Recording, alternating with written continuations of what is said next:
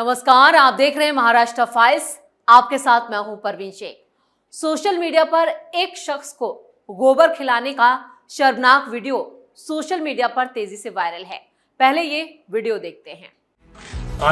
ते म्हणतात ना, हम रोटी के साथ में बूटी खाने वाले, तुम गोबर खाने वाले।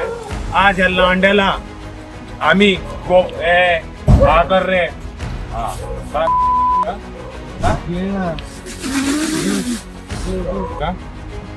अरे इधर हाथ जोड़ते लोग वहां पे जाके ना। ये वीडियो पुणे से वायरल है। आरोप है कि हिंदूवादी संगठनों के लोगों ने एक मुस्लिम युवक को जबरदस्ती गोबर खिलाया।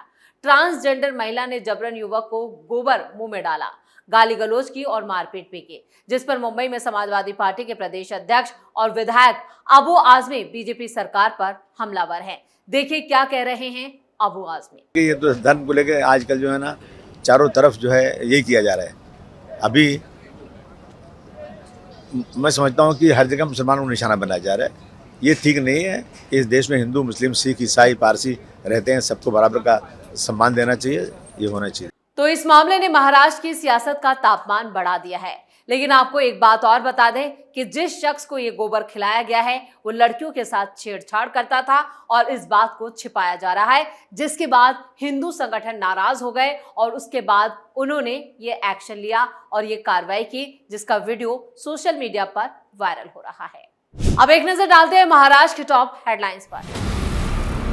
पुणे पोर्शे केस में सुप्रीम कोर्ट का बड़ा फैसला, नाबालिग आरोपी के पिता विशाल अग्रवाल को दी जमानत।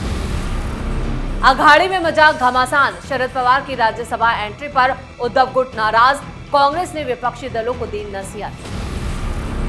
संजय शिरसाट की बड़ी मुश्किलें, सिडको के बाद अब विभाग में कमीशन के लगे आरोप, एमएनएस ने सीएम फडणवीस से की शिकायत। मां बहन की गाली पर 500 रुपए का जुर्माना, अहिल्यानगर गांव की शानदार पहल। राहुल गांधी के कॉम्प्रोमाइज पीएम वाले बयान पर संजय राउत का बड़ा बयान, बोले मिडिल ईस्ट जंग से एक दिन पहले इजराइल में क्या कर रहे थे पीएम मोदी। खबरों में सबसे पहले बात सुप्रीम कोर्ट के फैसले की। पुणे के हाई प्रोफाइल कल्याण नगर पोर्श क्रैश मामले में बड़ा फैसला आया है, जिस पर फिर बहस छिड़ गई है। देश की सर्वोच्च अदालत ने मंगलवार को आरोपी नाबालिग के पिता विशाल अग्रवाल को जमानत दे दी। करीब 22 महीनों की लंबी न्यायिक हिरासत के बाद अग्रवाल को यह जमानत मिली। 19 मई 2024 की यह घटना है जब पुणे के कल्याणी नगर इलाके में एक लग्जरी पोर्श कार ने दो युवा आईटी प्रोफेशनल्स अनीश अवाधिया और अश्वनी कोष्टक की मोटरसाइकिल को टक्कर मार दी थी। हादसे में दोनों की मौके पर ही जान चली गई थी। आरोप था कि कार विशाल अग्रवाल का 17 साल का नाबालिग बेटा चला रहा था, जो उस वक्त नशे की हालत में था। विशाल अग्रवाल पर न सिर्फ अपने नाबालिग बेटे को बिना लाइसेंस के महंगी कार देने का आरोप था, बल्कि उन पर हादसे के बाद सबूतों को मिटाने के आरोप लगे। पुलिस जांच में खुलासा हुआ था कि ससून अस्पताल के डॉक्टरों के साथ मिलकर नाबालिग के ब्लड सैंपल बदल दिए गए थे ताकि रिपोर्ट में शराब की पुष्टि ना हो सके। इस ब्लड सैंपल स्वैपिंग मामले में विशाल अग्रवाल और उनकी पत्नी शिवानी अग्रवाल सहित कई दूसरे लोगों को गिरफ्तार किया गया था। बॉम्बे हाईकोर्ट से जमानत याचिका खारिज किए जाने के बाद अग्रवाल ने सुप्रीम कोर्ट का रुख किया था। न्यायमूर्ति बीवी नागरत्ना और जस्टिस उज्जवल भुइया की बेंच ने मामले की सुनवाई करते हुए विशाल अग्रवाल को जमानत दी। अदालत इस बात पर गौर किया कि आरोपी लंबे वक्त से हिरासत में हैं और जांच के महत्वपूर्ण चरण जो हैं वो पूरे हो चुके हैं। इससे पहले इसी मामले में दूसरे आरोपियों और नाबालिग की मां को भी राहत मिल चुकी है। पुणे पुलिस के लिए ये एक बड़ा झटका माना जा रहा है, क्योंकि पुलिस ने अग्रवाल की जमानत का कड़ा विरोध किया था। हालांकि अब जमानत मिलने के बाद वो जल्द ही यरवडा जेल से बाहर आ सकेंगे। इस मामले ने पूरे देश में सड़क सुरक्षा और रसूखदार परिवार के बच्चों का कानून के उल्लंघन पर एक नई बहस छेड़ दी थी। खबरों में अब बात अघाड़ी में मचे घमासान की। महाविकास अघाड़ी की दरारें अब खुलकर सामने आ चुकी हैं। राज्यसभा में शरद पवार की एंट्री ने गठबंधन को तोड़ दिया है। शिवसेना, यूबीटी और कांग्रेस के बीच शरद पवार की उम्मीदवारी को लेकर मारधाड़ मची है। शिवसेना यूबीटी नेतृत्व का मानना है कि शरद पवार अब एक भरोसेमंद साथी नहीं रहे, क्योंकि पर्दे के पीछे उनके बीजेपी गठबंधन के साथ उनकी पार्टी की विलय की खबरें लगातार चल रही हैं। इस अविश्वास की वजह से ठाकरे गुट ने शरद पवार के समर्थन से इनकार कर दिया था। गठबंधन के भीतर तनाव तब और बढ़ गया जब सुप्रिया सुले और जयंत पाटिल ने उद्धव ठाकरे से 2 घंटे तक लंबी मुलाकात की, लेकिन वो उन्हें शरद पवार के नाम पर राजी नहीं कर पाए।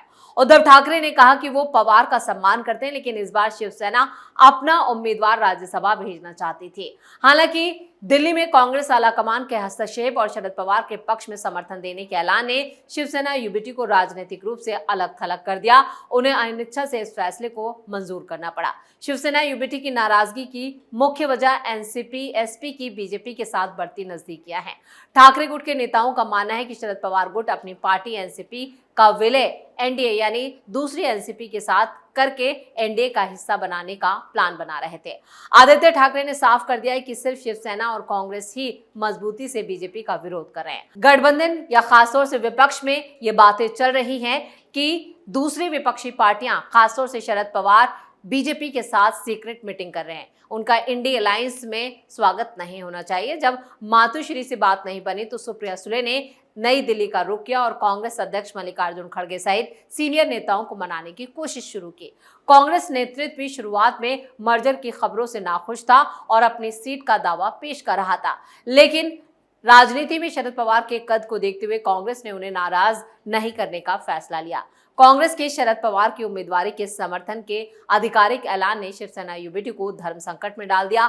अकेले दम पर अब उद्धव ठाकरे अपना उम्मीदवार जिताने की संख्या ना जुटाने की वजह से उद्धव ठाकरे को अपने पैर जो थे वो पीछे खींचने पड़े। शरद पवार की जीत के बावजूद ठाकरे परिवार में इस पूरी प्रक्रिया को लेकर गहरा गुस्सा है।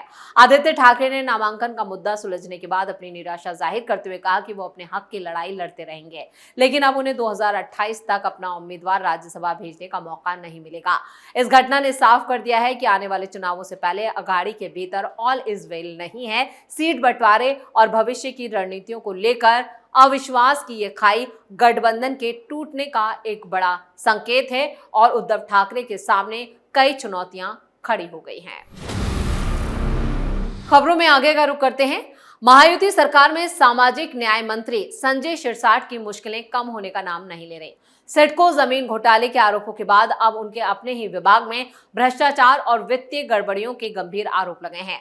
खास बात यह है कि इस बार मामला विपक्ष की तरफ से नहीं बल्कि सत्ताधारी गठबंधन के करीबी माने जाने वाले मनसे नेता अविनाश जाधव की तरफ से लगाया गया है।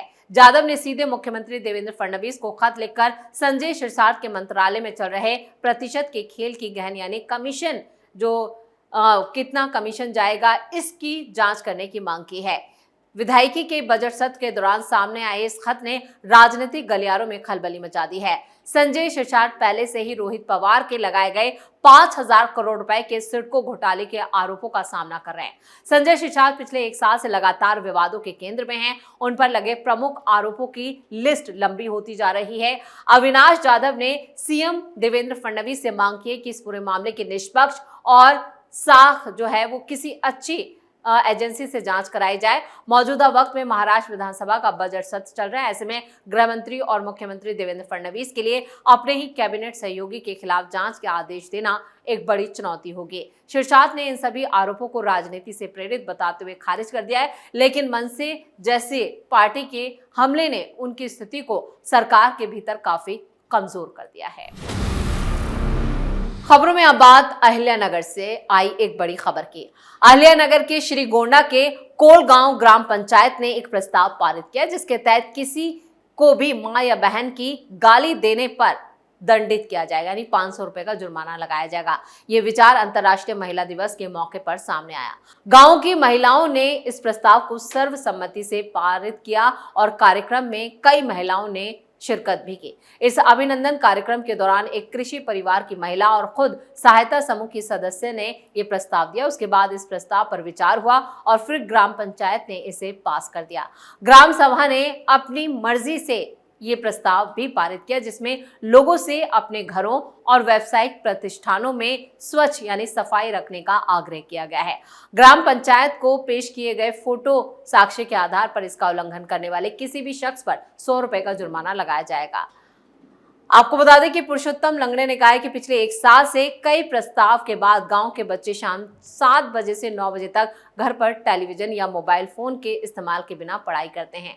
ऐसा नियम जिसका पालन माता पिता भी करते हैं। यानी ये गांव अब कई मिसाल पेश कर रहा है। अब माँ बहन की गाली देने पर 500 रुपए का जुर्माना होगा और अपने घर और दुकान की अगर सफाई नहीं की और उसके गंदगी के सबूत या फोटो सामने आती है तो उस पर भी घर के मालिक और दुकान के मालिक पर 100 रुपए का जुर्माना लगाया जाएगा। यानी अहिल्यानगर के गांव अब कई मिसाल पेश कर रहे हैं और इसे एक अच्छी पहल के तौर पर देखा जा रहा है।